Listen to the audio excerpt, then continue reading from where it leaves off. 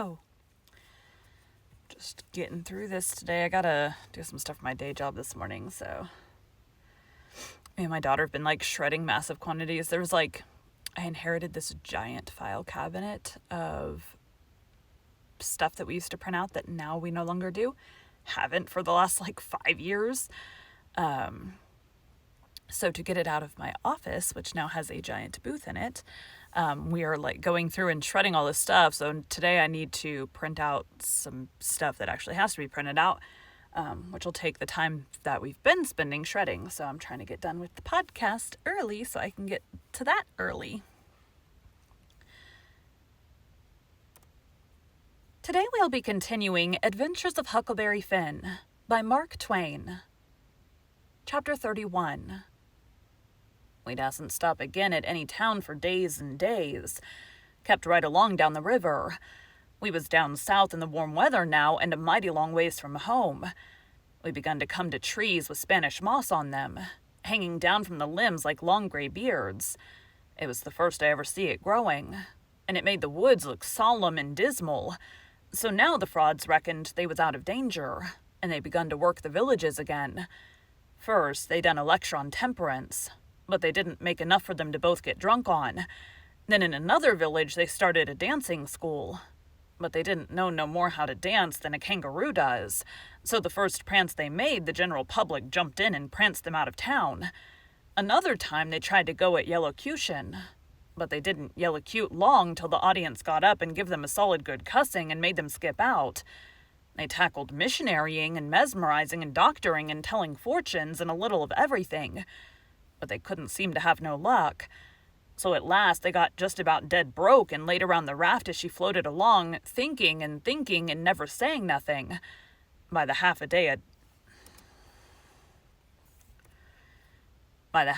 a time, and a dreadful blue and desperate. And at last they took a change and begun to lay their heads together in the wigwam and talk low and confidential 2 or 3 hours at a time. Jim and me got uneasy. We didn't like the look of it. We judged they was studying up some kind of worse deviltry than ever. We turned it over and over, and at last we made up our minds they was going to break into somebody's house or store, or was going into the counterfeit money business or something. So then we was pretty scared and made up an agreement that we wouldn't have nothing in the world to do with such actions. And if we ever got the least show, we would give them the cold shake and clear out and leave them behind. Well, early one morning we hid the raft in a good safe place about 2 miles below a little bit of a shabby village named Pikesville. And the king, he went ashore and told us all to stay hid whilst he went up to town and smelt around to see if anybody had got any wind of the royal Nonesuch there yet. House to rob, you mean, I says to myself. And when you get through robbing it, you'll come back here and wonder what has become of me and Jim and the raft, and you'll have to take it out in wondering. And he said if he weren't back by midday, the Duke and me would know it was all right and we was to come along. So we stayed where we was. The Duke, he fretted and sweated around and was in a mighty sour way. He scolded us for everything, and we couldn't seem to do nothing right. He found fault with every little thing. Something was a-brewing, sure. I was good and glad when midday come and no king. We could have a change anyway, and maybe a chance for the change on top of it. So me and the Duke went up to the village and hunted around there for the king. And by we found him in the back room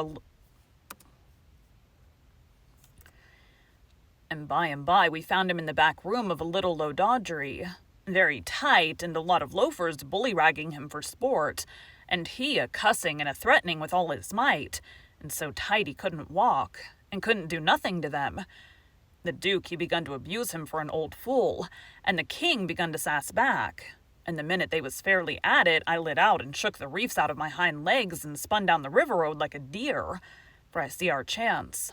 And I made up my mind that it would be a long day before they ever see me and Jim again. I got down there all out of breath, but loaded up with joy and sung out, "Set her loose, Jim, we're all right now." But there weren't no answer, and nobody come out of the wigwam. Jim was gone. I set up a shout, and then another one, and run this way and that in the woods, whooping and screeching. But it weren't no use. Old Jim was gone. Then I sat down and cried. I couldn't help it, but I still couldn't set long. Pretty soon I went out on the road trying to think what I better do, and I run across a boy walking and asked him if he'd seen a strange servant dressed so-and-so, and he says, "Yes." "Whereabouts?" says I. "Down to Silas Phelps' place, 2 miles below here. He's a runaway servant and they've got him. Was you looking for him?" "You bet I ain't. I run across him in the woods about an hour or 2 ago, and he said if I hollered he'd cut my livers out and told me to lay down and stay where I was, and I done it. Been there ever since, afeard to come out."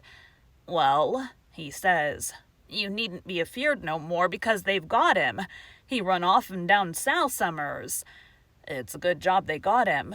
"Well, I reckon. There's $200 reward on him. It's like picking up money out in the road." "Yes, it is, and I could 'a' had it if I'd been big enough. I see him first." "Who nailed him?" "It was an old fellow, a stranger, and he sold out his chance in him for $40 because he got to go upriver and can't wait. Think of that now. You bet I'd wait if it was a 7-year. "You bet I'd wait if it was 7-year. "That's me every time," says I. "But maybe his chance ain't worth no more than that if he'll sell it so cheap. Maybe there's something ain't straight about it." "But it is, though, straight as a string. I see the handbill myself. It tells all about him to a dot, paints him like a picture, and tells the plantation he's from below New Orleans. No siree, Bob, they ain't no trouble about that speculation, you bet you. Say, give me a chaw tobacco, won't you?" I didn't have none, so he left. I went to the raft and sat down in the wigwam to think, but I couldn't come to nothing. I thought till I wore my head sore, but I couldn't see no way out of the trouble.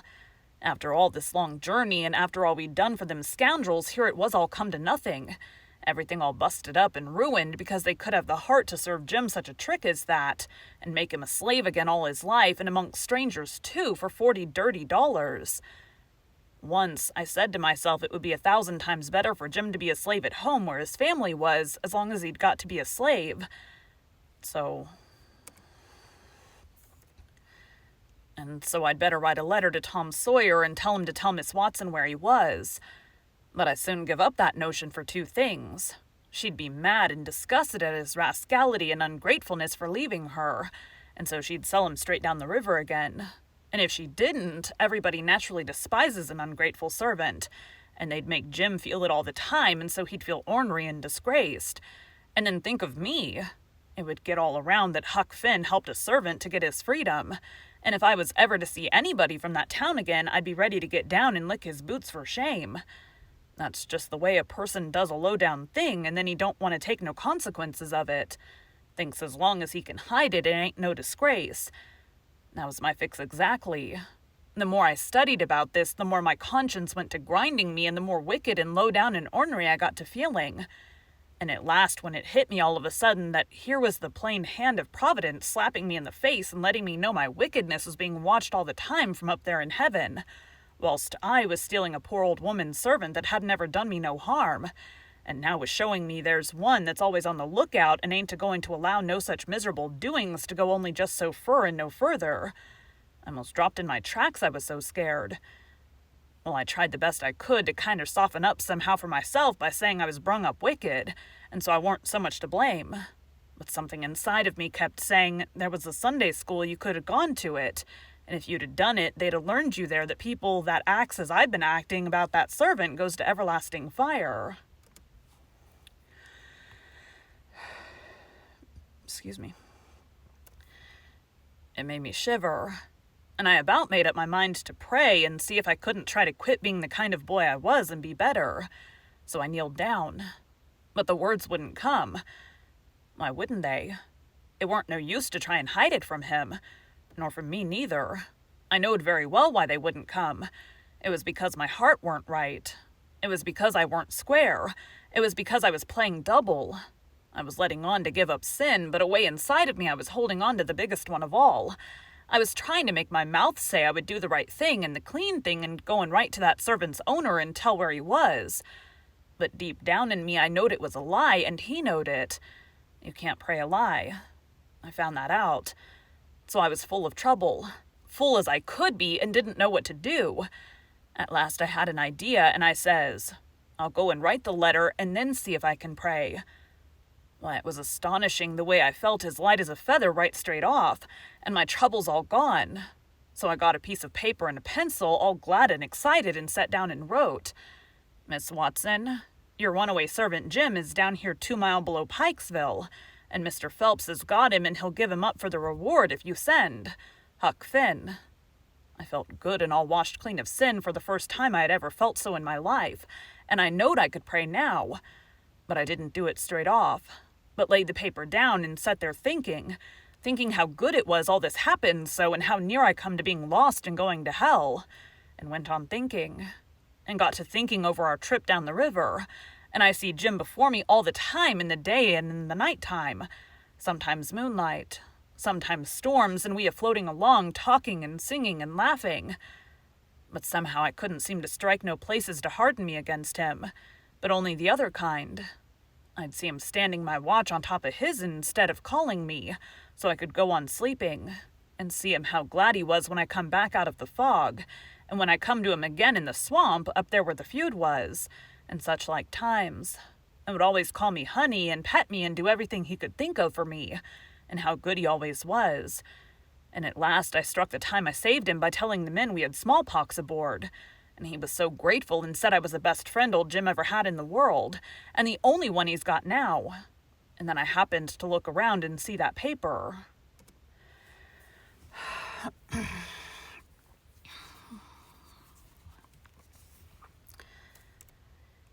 It was a close place. I took it up and held it in my hand. I was a-trembling because I'd got to decide forever betwixt two things, and I knowed it. I studied a minute, sort of holding my breath, and then says to myself, "All right then, I'll go to hell," and tore it up. It was awful thoughts and awful words, but they was said, and I let them stay said, and never thought no more about reforming. I shoved the whole thing out of my head and said I would take up wickedness again, which was in my line, being brung up to it, and the other weren't. And for a starter, I would go to work and steal Jim out of slavery again. And if I could think up anything worse, I would do that too. Because as long as I was in and in for good, I might as well go the whole hog. Then I set to thinking over how to get at it, and turned over some considerable many ways in my mind, and at last fixed up a plan that suited me.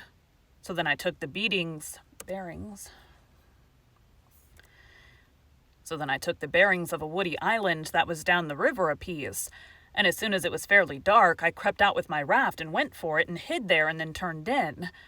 I slept the night through, and got up before it was light and had my breakfast and put on my store clothes and tied up some others and one thing or another in a bundle, and took the canoe and cleared for shore.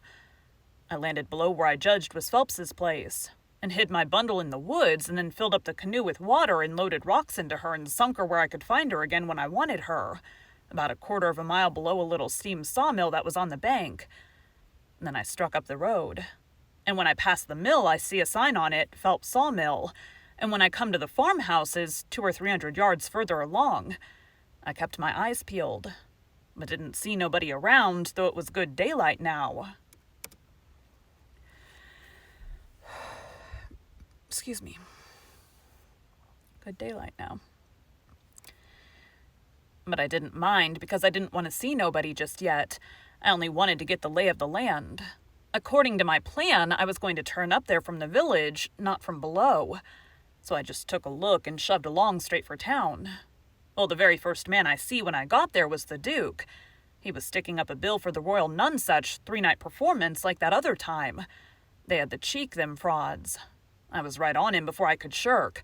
He looked astonished and says, "Hello, where'd you come from?" Then he says, kind of glad and eager, "Where's the raft? Got her in a good place?"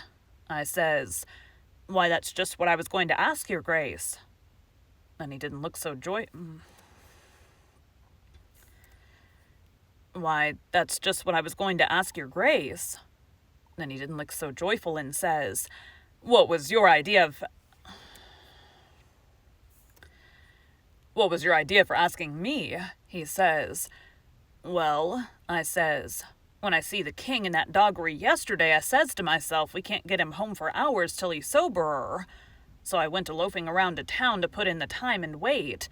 A man up and offered me 10 cents to help him pull a skiff over the river and back to fetch a sheep, and so I went along. But when we was dragging him to the boat and the man left me a hold of the rope and went behind him to shove him along, he was too strong for me and jerked loose and run, and we after him. We didn't have no dog, and so we had to chase him all over the country till we tired him out. We never got him till dark. Then we fetched him over, and I started down for the raft. When I got there and see it was gone, I says to myself, they've got into trouble and had to leave, and they've took my servant, which is the only servant I've got in the world. And now I'm in a strange country and ain't got no property no more for nothing. And now I'm in a strange country and ain't got no property no more nor nothing, and no way to make my living. So I sat down and cried. I slept in the woods all night, but what had become of the raft then? And poor Jim. Poor Jim. Blamed if I know, that is. Blamed if I know. That is what's become of the raft.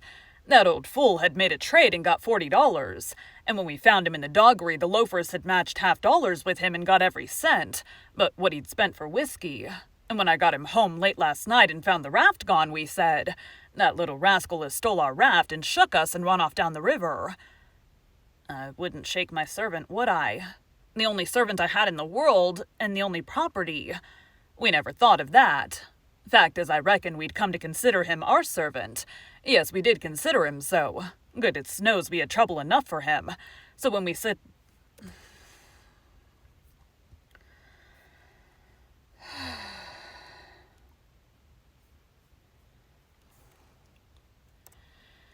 So when we see the raft was gone and we flat broke, there weren't anything for it but to trial the Royal Nonesuch another shake. And I've pegged along ever since, dry as a powder horn. Where's that 10 cents? Give it here.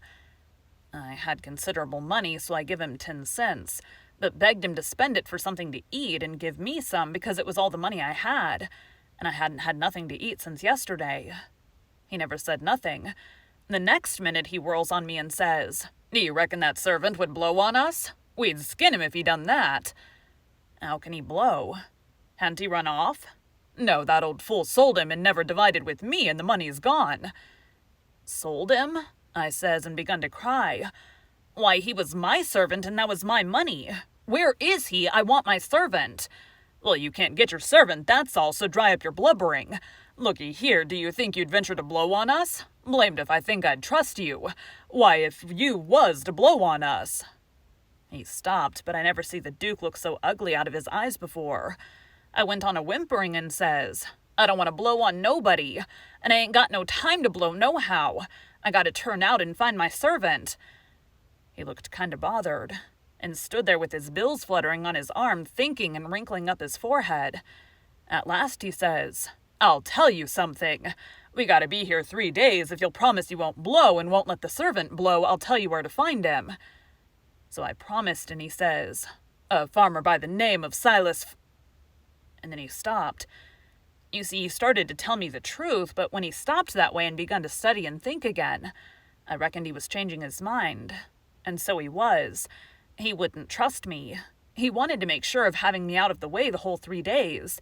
So pretty soon he says, the man that bought him is named Abram Foster, Abram G. Foster, and he lives 40 miles back here in the country on the road to Lafayette. All right, I says, I can walk it in 3 days, and I'll start this very afternoon. No, you won't. You'll start now, and don't you lose any time about it, neither. Nor do any gabbling about the way. Just keep a tight tongue in your head and move right along, and then you won't get into trouble with us, do you hear? That was the order I wanted, and that was the one I played for. I wanted to be left free to work my plans. There's some pretty good storms that came through here last night. My sister's like, did it storm? Near where she was, there was like giant hail. I think it was just south of her, though, the hail. Like, it came just north of us. I don't know. So clear out, he says, and you can tell Mr. Foster whatever you want to. Maybe you can get him to believe that Jim is your servant. Some idiots don't require documents. Leastways, I've heard they're such down south here. And when you tell him the handbill and the reward's bogus, maybe he'll believe you when you explain to him what the idea was for getting him out. Go along now and tell him anything you want to. But mind you, don't work your jaw any between here and there. So I left and struck for the back country. So I left and struck for the back country. I didn't look around, but I kind of felt like he was watching me. But I knowed I could tire him out at that. I went straight out in the country as much as a mile before I stopped. Then I doubled back through the woods toward Phelps's, and I reckoned I better start on my plan straight off without fooling around, because I wanted to stop Jim's mouth till these fellows could get away. I didn't want no trouble with their kind. I'd seen all I wanted to of them and wanted to get entirely shut of them. Thank you for joining Bite at a Time Books today, while we read a bite of one of your favorite classics. Again, my name is Bree Carlile, and I hope you come back tomorrow for the next bite of Adventures of Huckleberry Finn. Da-da-da. All done. I have about 15 minutes to get what I need to get done, so we'll see how fast I can do it. Thanks, guys.